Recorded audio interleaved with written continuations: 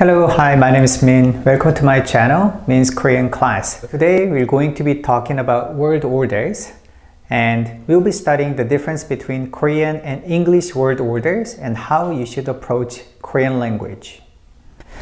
In short, English is action-oriented, whereas Korean is action-concluding. And I'll explain this concept first and talk about the word orders in detail. And let's look at this example. Here we have an image of a man throwing a ball. And if you write that in English, it writes as a man throws a ball. A man throws a ball. And over here, this is the subject, and this is the verb, and this is the object. So English follows the system of subject, verb, and object word order. And over here, A is a particle that tells us the man is a noun and it is singular. And in English, we have to put S or ES after a verb, after the third person singular subject. And in most cases, we put the verb right after the subject, right? So we always put object in the end with anything that modifies it. And here, A is an article that tells us that the noun next to it is singular. So article, and this is just our way of saying that the subject is third person singular, okay? And if we write this in Korean, the sentence becomes like this.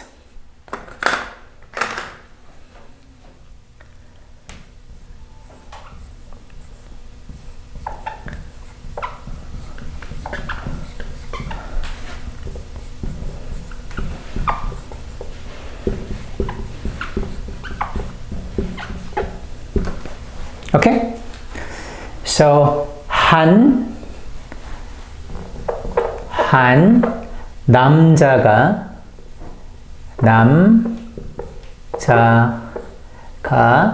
공을 던진다. Okay, well actually let's change that to J. So, 한 남자가 공을 던진다. Okay, and let's break this sentence. Over here, 남자. So over here, 남자 is the subject, and this one, 공, is the ball, and it's the object. And 던진 means verb, and 다 is the suffix that is casual. So over here, 한 means number one. So it's a numeric. It's a numeral. So 한 is a numeral, and 가 and 을. So these are what we call postpositions. We put postpositions to give nouns rows in a sentence, and 가 gives the noun. So when you use 가 after a noun, it gives the noun the row of a subject, and when we put 을 after a noun, it makes them an object. Okay? And as you can see, the difference is quite clear. In English, we always put the verb right after the subject, so we get to know the action right from the beginning. However, in Korean, the action words always go to the end, so we conclude a sentence with the action words verb. Okay, so that's the main difference.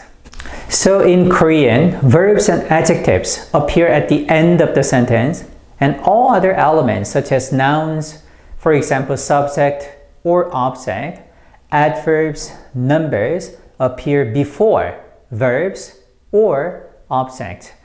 And in addition, modifiers, for example, adverbs and relative clauses appear before the modified word.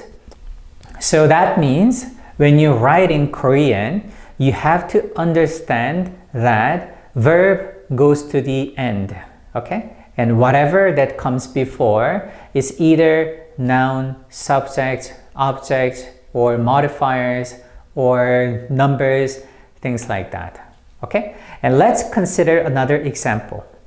Okay, let's look at this sentence. Peter studies history at the library in the afternoon. And we know that Peter is the subject. Since it comes before the verb studies. And history is the object, since we put object after the verb. And over here, at the library and in the afternoon, so this is the location. So it's an adverbial phrase. And over here, this is the time, adverbial phrase. And in addition, English prepositions always appear before nouns, as in at the library. So we put prepositions, in this case at and in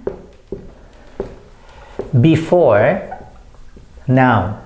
However, in Korean, we put postpositions after the noun, and we will talk about that. Okay, so let's look at the Korean sentence of this one. So if we translate this sentence into Korean one, it'll be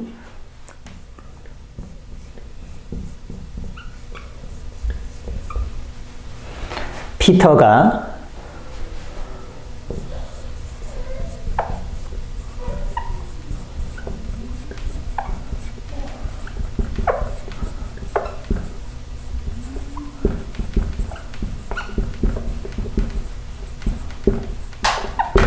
Okay, so 피터가 도서관에서 역사를 공부한다. Okay, so let's break down this sentence. Peter is the subject and 가 over here, 가. So this one is the postposition that we put after the noun to make it into a subject. Okay, and 도서관 is library. So 도서관. So this one is the library, okay? And then 에서, this one is very important. So 에서, so 가 and 에서, they are both postpositions that we put after noun, and this one we put for location. Okay, and here 역사, so 역사. So this one is history, and 를. So 를. So this one is our postposition for object. So this one is for subject, and this one is for object. And here 공부 is study, but we put 한다 to make it into a verb. Okay, so this one is the verb, and this one 공부. Okay, and last 한다. Okay, so let's read this together. Peter 가, that's the subject. 도서관 에서, that's the location. 역사를, object. 공부한다, and that's the verb. And we are missing one. We are missing in the afternoon, right? And we can put this right there. I forgot to put that one. So in the afternoon, 오후에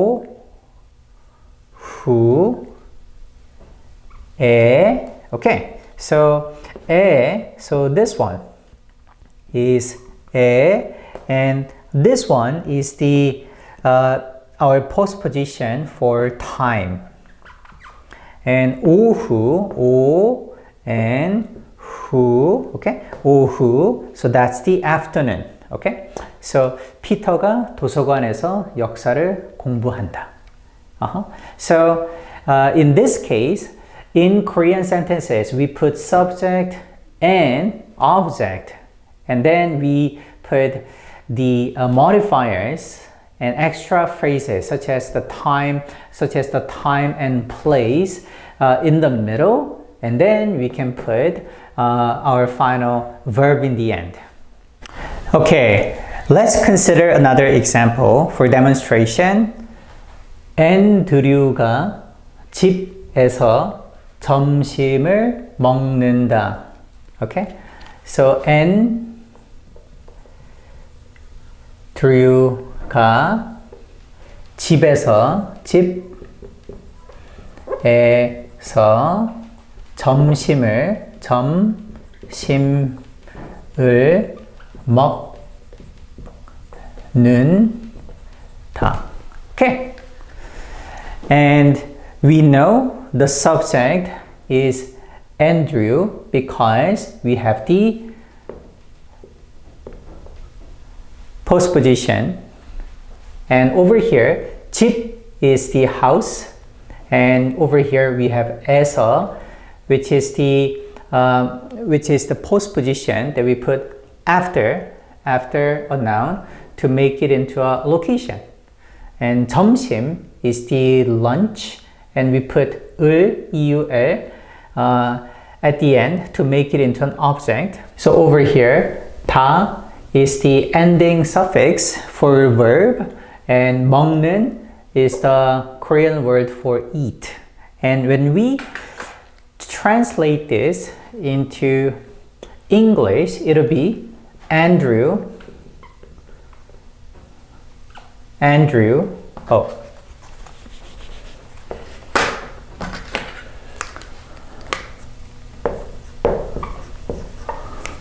so it'll be Andrew eats lunch at home. Okay? So again, the difference between Korean and English word orders are visible. When we look at the back, over here we have extra phrase such as at home, and we put object lost, and we put verb right next to our subject in English. However, in Korean, we put all these, everything else, subject, location, and object before the verb, and then we put the verb at the final concluding part of our sentence. Okay, and because of particles, because of these 가, these 서, these are.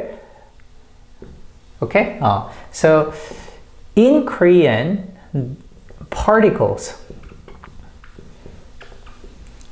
like 가, 서, 에서, or, 을, or 에. Okay, so 가 is the postposition for subject, and 에서 is the postposition for location, and 을 is the postposition for object, and 에 is for time. So because in Korean there are postpositions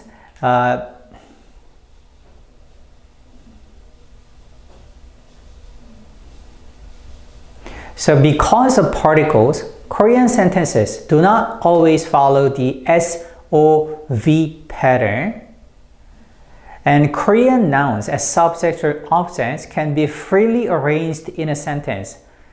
And I'll demonstrate that using this sentence right here. So that means this one, and this one can be freely arranged in a sentence in 6 different orders. So in 6 different possible combinations. Okay, finally, we're going to look at the variations that we can use in a Korean sentence. So, like I told you, particles in Korean sentences allow nouns and other extra parts to freely be arranged in a sentence. So over here, the only thing that does not change its position is our verb. 먹는다, 먹는다, 먹는다, 먹는다, 먹는다. Okay, you cannot change that. It stays the same. It stays where it is all the time. But we can change anything else. Okay, and this is not possible in English because in English you have to follow that order of subject and object, right? And subject always needs to come. Subject always needs to come before object. I mean, there are several exceptions such as inversions, but other than that, you have to follow that. But in Korea, it doesn't matter. Okay? So let's look at this example. Our first example is 앤드류가 점심을 집에서 먹는다. So we have subject and 가 is the postposition. 점심을, that's the object. Okay? And we have location. Oh, this pen is weird. So subject, object, and that's the location, and we have verb. Okay? And next one, we have location first. So adverbial phrase first. So if you translate this one into English, it'll be at home, Andrew, lunch, eat. Okay? So we have location first, subject, and object, and verb. Okay? Next, we have at home. This is the same. However, these two change places entirely. So object and subject. 집에서 점심을 앤드류가 먹는다. And if you translate that into English, it doesn't make sense at all. At home, lunch, Andrew, eat. It becomes a very grammatically wrong sentence. And next we have object. So here, to make it worse, we have object in the beginning of a sentence. So this is the object, and that's the subject and location. Okay? So if you translate that into English, it'll be lunch, Andrew, at home, eat. Okay? Next, we have lunch, at home, location, Andrew, subject, and verb. So that's lunch, at home, Andrew, eat. Last, we have this sentence. Andrew, at home, lunch, eat. Okay? So that's all the combinations that can come out of this single Korean sentence, which means Korean language Hangul is very flexible. Okay, the fact that Korean nouns can be freely arranged differs from English, since the English word order is strictly determined. And now let's do some practices. But before we practice with actual sentences, let's talk about what we know first about Korean language. And first, we know that Korean word order is S plus O plus V. Okay? However, because we have subject and object particles, they can be placed anywhere before the verb. That means O plus S plus V is possible. Okay? Next, we know that 가 is subject and 을 are object, and 에서 is location particle. So next we know 가, 을, and 에서, and lastly 에. Okay, so this one is the 가, 을, 에서, and 에. So these are postposition particles that we put after a noun to make it into a subject object, location, time. Okay, we know that. And lastly, we know that all Korean sentences end with verbs, and ta is a casual verb ending suffix that we put after verbs. So all end with ta. Okay, in casual ending.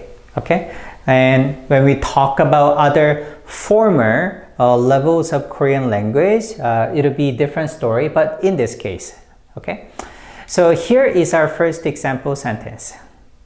Lucy eats an apple at home. So the first one is Lucy eats apple at home. Okay, and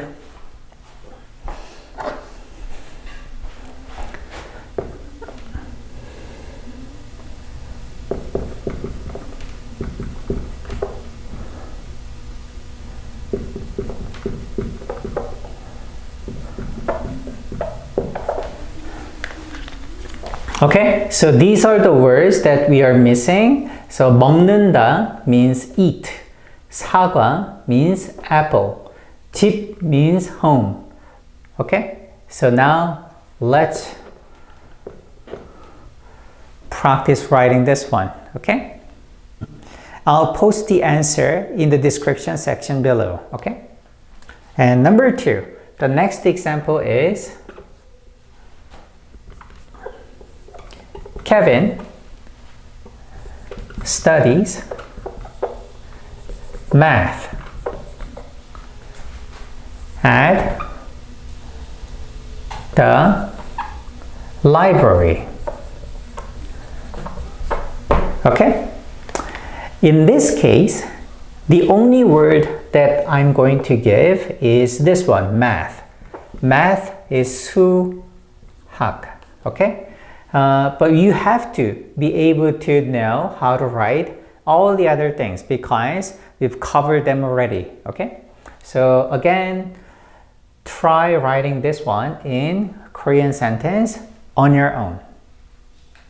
Okay, once you've completed everything, please check below to see whether you got it right. And did you get all the questions right? I mean, this is not too hard, is it? Now you know how to write a sentence in Korean and understand how Korean sentences work. And in our next class, we will learn postposition particles. There are about 10 of them, and they are super important in learning and understanding and writing Korean language. Just like any other language, studying the basic grammar and sentence structure is crucial in improving your understanding of that language. If you can understand this lesson and study the rules and practice more, your Korean learning will be so much easier. Okay, that's it for today. Thank you so much for watching my video. And if you liked it, please don't forget to hit like button and to subscribe to my channel for my next amazing lessons. Goodbye.